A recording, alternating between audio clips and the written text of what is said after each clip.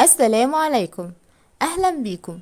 لو أول مرة تشوفوني، أنا سارة، ودي قناة وصفاتي.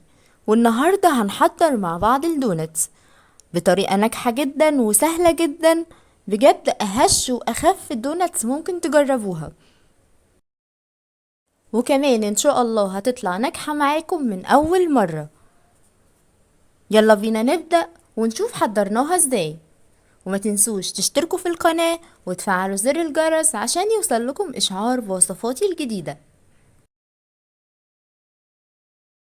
في بولة هنبدأ نضيف كوباية من الحليب، ومعلقة كبيرة من الخميرة، و3 معالق كبار من السكر، و2 بيضة، ونص كوباية من الزبدة، ومعلقة صغيرة من الفانيليا.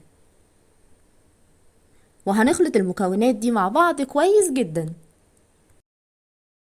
بعد كده هنضيف عليهم 4 كوبايات ونص من الدقيق، عليهم رشة من الملح، وهمزج كل المكونات مع بعض كويس بالشكل ده.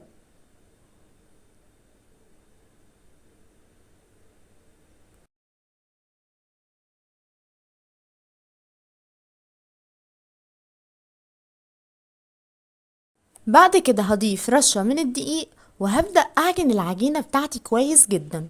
مهم جدا في عجينة الدوناتس إن احنا نعجنها مدة ما تقلش عن 10 دقايق. عجينة الدوناتس بتكون طرية جدا وخفيفة جدا وهشة وبتلزق بسيط.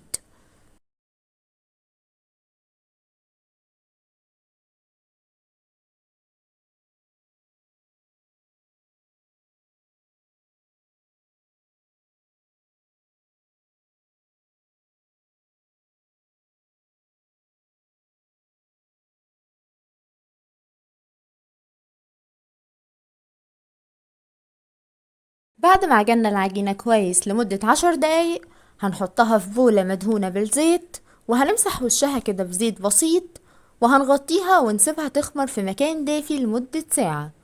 ده كده بيكون شكلها بعد ما خمرت. هبدأ أفرغ منها الهواء بالشكل ده، وهنبدأ نشكلها مع بعض.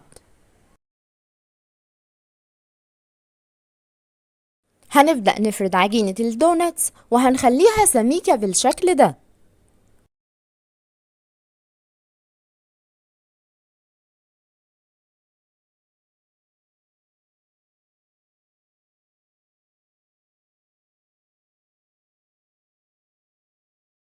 هنبدأ نقطع العجينة بتاعتنا. أنا ما عنديش قطاعة دوناتس، فهستخدم مج أو كوباية أو أي حاجة متوفرة على شكل دائري.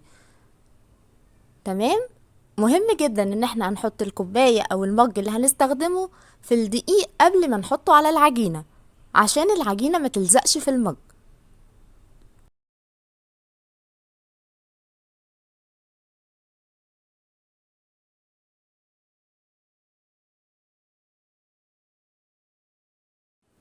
هبدأ أقطع الجزء الدائري اللي في منتصف الدوناتس. أنا هنا استخدمت القمع بتاع كيس الحلواني، تقدروا تستخدموا غطاء إزازة أو أي حاجة متوفرة عندكم.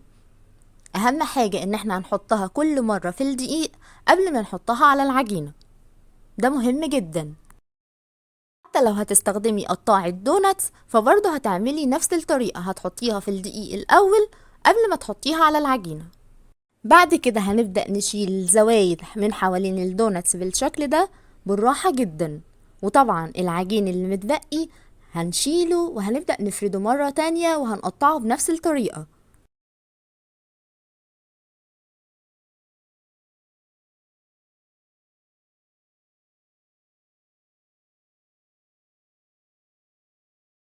بعد كده هنشيل الدوناتس بالراحة جدا وهنحطها على ورق زبدة بالشكل ده.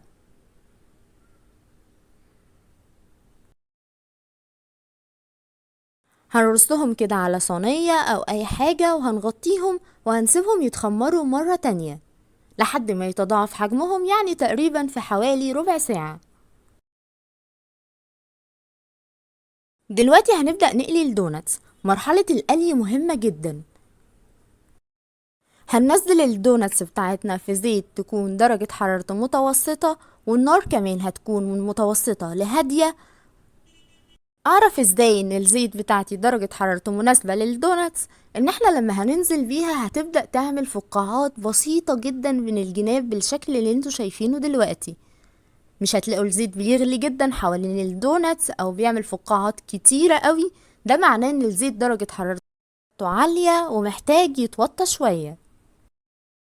انا نزلت بالدوناتس بورق الزبدة زي ما انتوا شايفين، وما تقلقوش خالص، بعد شوية هتبدأ الورقة تفصل عن الدوناتس وهتتشال بمنتهى السهولة.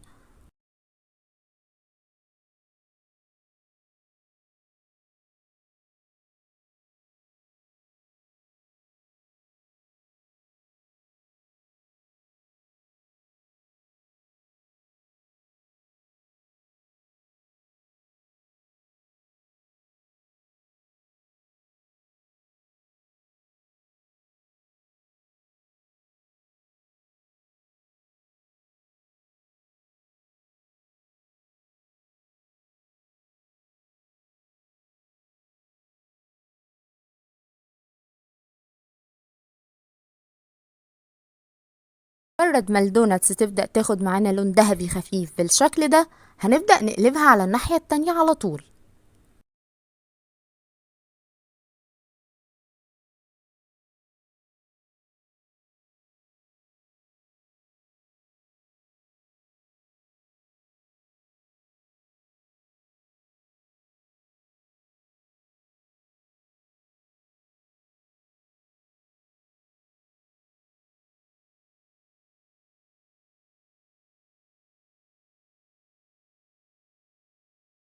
وهنبدأ نطلعها على طول لما تبقى باللون الذهبي الفاتح بالشكل ده.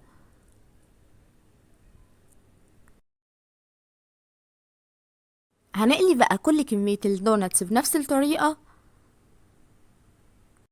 ونراعي في كل مرة هنحط فيها الدوناتس ان احنا نتأكد ان درجة حرارة الزيت متوسطة زي ما اتفقنا.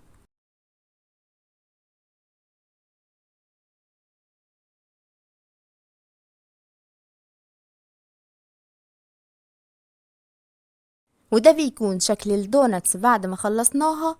بجد شكلها كان حلو جدا واحلى بكتير من اللي بنشتريها من المحلات، هشة جدا جدا وطرية، وبجد طعمها فوق الوصف. لازم تجربوا الوصفة دي.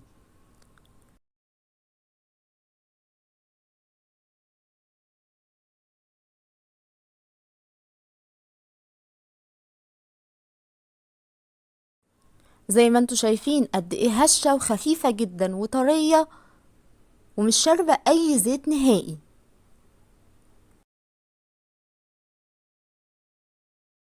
دلوقتي هنبدأ نحضر مع بعض جليز الدوناتس. الجليز هيكون عبارة عن كوباية من السكر البودر، وضفت عليهم 3 معالق كبار من الحليب، وهمزجهم مع بعض كويس قوي.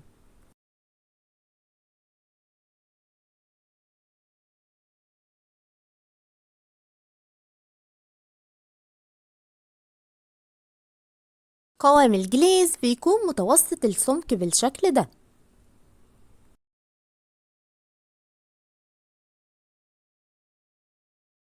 دلوقتي هستعرض معاكم بعض طرق التزيين البسيطة جدا. طبعا تقدروا تزينوا الدوناتس بأي طريقة تحبوها.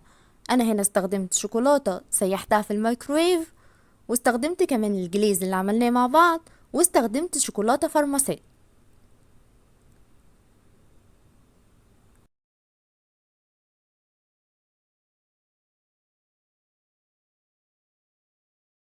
دلوقتي هضيف على الجليز لون طعام بالشكل ده. تقدروا تستخدموا أي ألوان تفضلوها.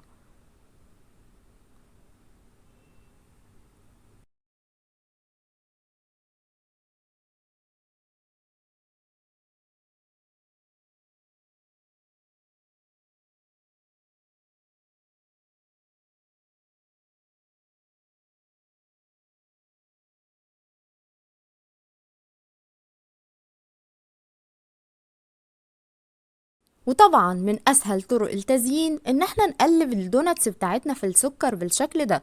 ممكن كمان نمزج السكر بالقرفة لو بتفضلوها.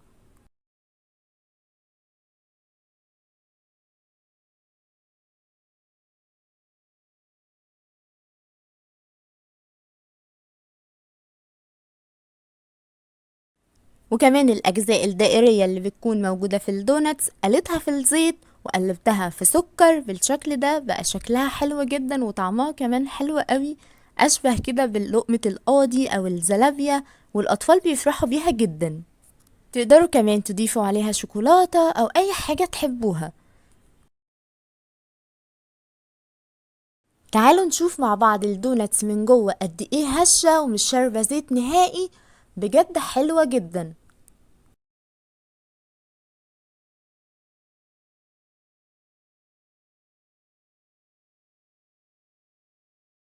ودي كانت وصفتنا النهاردة. لو عجبكم الفيديو ما تنسوش تعملوا لايك وسبسكرايب للقناة وتفعلوا زر الجرس عشان يوصل لكم إشعار بوصفاتي الجديدة.